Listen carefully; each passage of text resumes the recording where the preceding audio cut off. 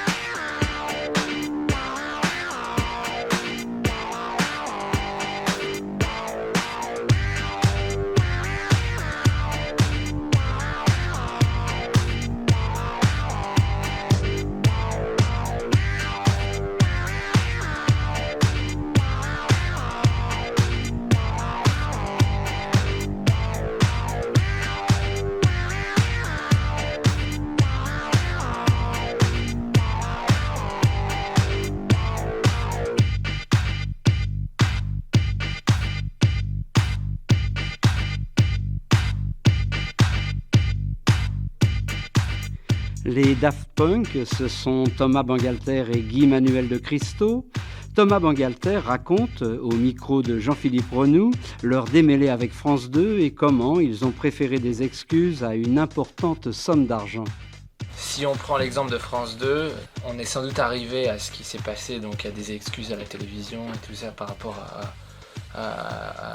l'histoire, c'est que France 2 a utilisé pour des bandes annonces des sets d'or, des bandes annonces de la Coupe du Monde de rugby, etc. en février, janvier-février, à l'époque de la sortie du disque. Ils avaient utilisé trois extraits de l'album sur leur bande annonce, tu vois, jingle un peu mis n'importe comment et tout ça. Et ça représentait, je crois, 28 minutes de bande-annonce publicitaire qu'ils avaient utilisé en synchronisant notre musique dessus. Il y avait un film, c'était Le Flingueur, avec Charles Bronson qui apprend à tuer un autre. Ils avaient mis Revolution 909, il y avait les sets d'or. Ouais, ça fait 28 minutes. Donc, et c'était 3 morceaux, quoi. Tu vois, c'était pas. C'était vraiment flagrant. Et c'est vrai que, genre, nous, on n'a rien à voir avec France 2. Et de voir ça, la musique que t'as faite, mis à la télé comme ça, alors, où ça légitime que, tu vois, légitimise la chaîne jeune qui aime bien la techno, ou ça y est, c'est connu, ou même. J'imaginais les gens qui avaient acheté le disque, qui disaient ah ça y est maintenant ça y est c'est sur France 2 et tout ça, c'était quelque chose qui nous plaisait pas du tout, aussi bien par rapport au respect du droit moral et du fait que le droit de synchronisation c'est quelque chose qu'on voulait garder, de savoir si on donne l'autorisation ou pas, et tout ça n'étant pas du tout motivé de façon financière, tu vois, donc, et c'est pour ça on a donc fait un référé. France 2 nous a attaqués, on les a attaqués, ça a duré assez longtemps. On a gagné en appel en septembre 97. Et eux nous ont réattaqué comme s'il y avait un appel d'appel, un truc un peu pas très légal, mais bon. Nous ont réattaqué et ils ont finalement, comme ils avaient déjà perdu 2 fois, perdu une 3e fois en janvier. Et ce qu'on avait demandé justement, et c'est pour ça que ça a peut-être abouti, c'est que la plupart du temps, des arrangements financiers sont... Il y a eu des cas similaires des fois, mais avec des arrangements financiers qui se sont trouvés, qui se sont faits.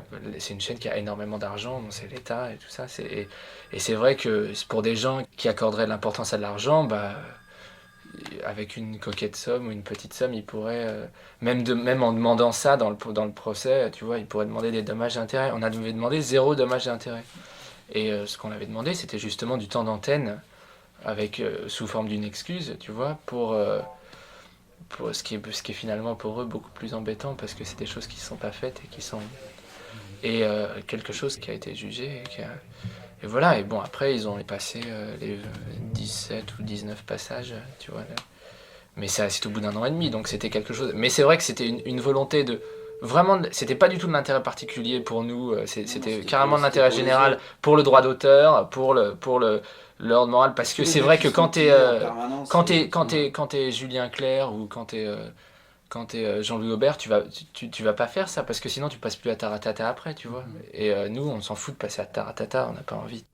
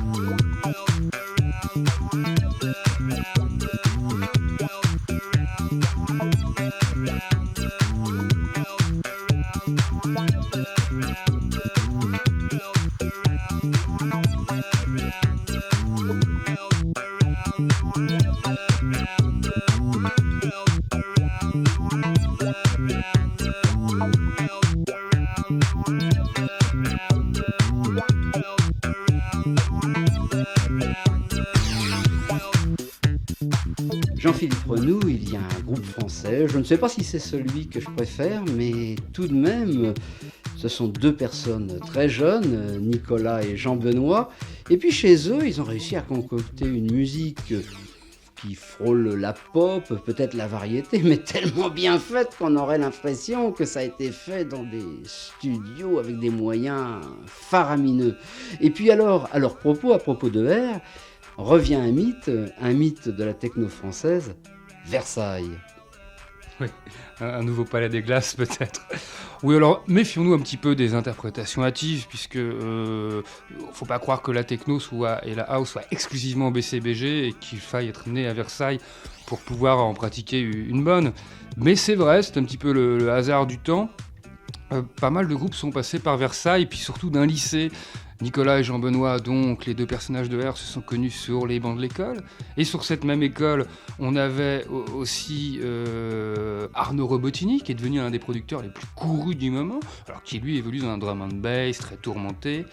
Xavier Jameau, qui était dans le même groupe de lycée que les gens de R, et l'équipe de Solid Record qui a fait après le projet Super Discount, qui est aussi une moitié du projet Motorbass. Donc finalement, toutes ces identités, certes disparates aujourd'hui de la scène française, ont à un moment côtoyé soit le même flirt de lycée, soit le même bar tabac, soit le même aumônier dans leur lycée de Versailles.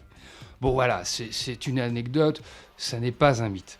D'ailleurs, on fait de la techno et de la house bien ailleurs qu'à Versailles.